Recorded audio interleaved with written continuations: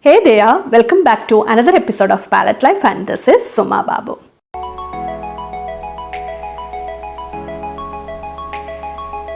In the last two videos, we are learning art basics. So those who have not checked those videos yet, please go and check that and come back to this video so that you will understand the concepts better. So as you all know, I'm a self-taught artist, so I had to experiment few things to understand the concept. So these basics are one of that. I was not sure about what to be learned. There was no one to teach me in those days before YouTube and all. So now I am learning by seeing some YouTube videos. So many things I felt like I was not aware. So this is the time I thought of making such videos. So hope this will be really useful to you all, especially for the beginners. So if you are clear with this all concepts, it will be easy for you to reach your goal for making a realistic portrait very faster. It is my main intention. So today I just wanted to clear the concept of rendering and the play of light and shadow in one object. So what is this rendering? This rendering is a process of creating light and shadow in an object. So what does it mean? So I have already started this topic in the previous video. Like in every object we see shadow or light in nature. So it is the source of light is mainly the sun. In the daytime we see things. So in the morning the light and shadow will be in one place, and if you are keeping that object in the same place, we get a different light and shadow in the noon, and in the evening that will be different. So this is a common thing we are aware of. So here you have to understand two main important things. So the first one is none of the object is flat, and the second point is none of the object which we see with our naked eyes have outlines. So if you really see it, there is no outline, but we intend to make outlines to understand the shape of that object. So if you are keeping this point in mind while doing sketches, so you should make outlines with light hand. So that is one of the important thing I have learned after few years of practice. So you have to make line only to understand you are separating that part from the other area of that object.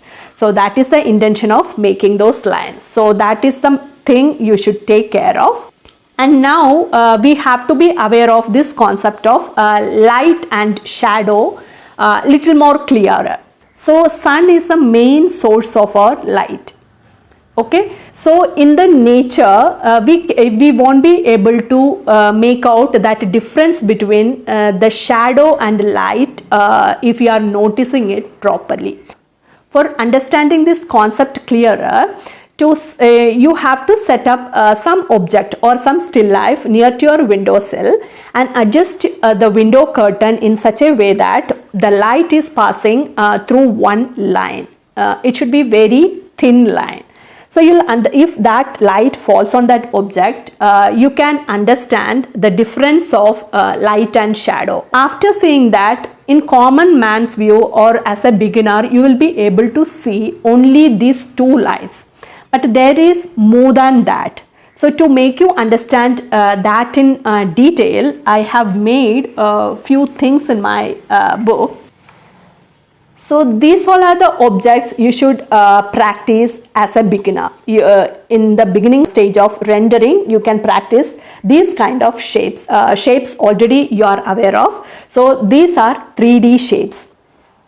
Okay. So in the first figure, I have just started with symbol rendering. Like it's a bit of curved line. So you can practice more of that to get a fine lines in that rendered area. And the second is in this cube I have made the straight lines. So that is also easy. So make sure that if you are starting from here till here, you should not break the line. It should be one stretch. So practice that way. And in the third figure and this all three figures, you can see there is a change in the shade. More than light and dark shadow, you get to see a few more tones in that. So that is the concept you should be very clear in an advanced stage, but be confident in the beginner stage itself, so it will be easy for you to apply that in your future drawings. So what is that means? So if you see the half part of this cube is lighter in color and the other part is darker. So we can call this as the light and this as a shadow.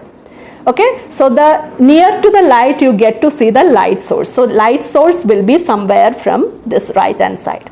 Okay, then if the light falls on this object from the light hand side, you get the lighter most. Like in the value scale we have made, I have mentioned in the previous video that we have kept one box like page white, right? So that is that area, like we have to keep this page white for highlight. So we got one more portion from this lighter tone or the middle tone as a highlight. So we have to make a highlight and the mid tone, the lightest tone, and the shadows will fall under the other grids.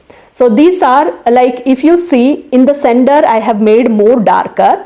This is known as the core shadow, the darker most shadow here.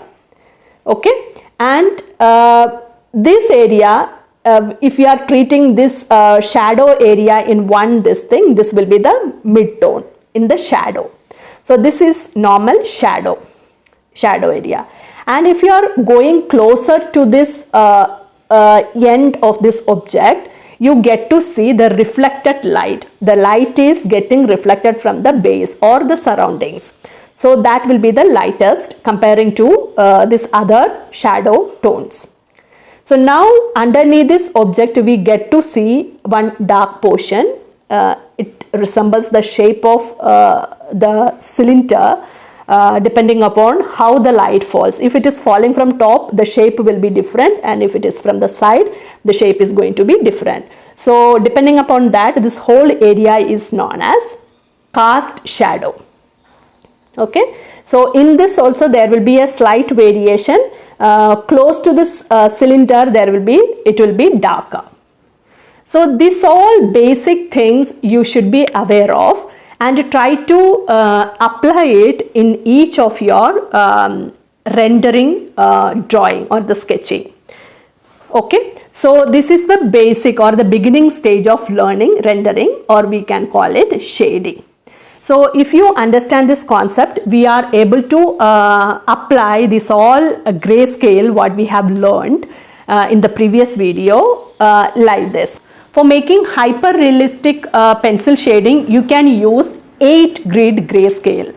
So you are going to apply more of the tonal variations in that picture. So that much 3D effect you are going to get in that picture. So that is the basic of this rendering. So for rendering this, you can use different method which we have already learned. Like you can make the straight lines, curved lines, and cross hatching and all. So I have shown this grayscale in the previous video also, but I have made one more thing to make you understand better. So these are of different patterns, like you can see different shapes in that.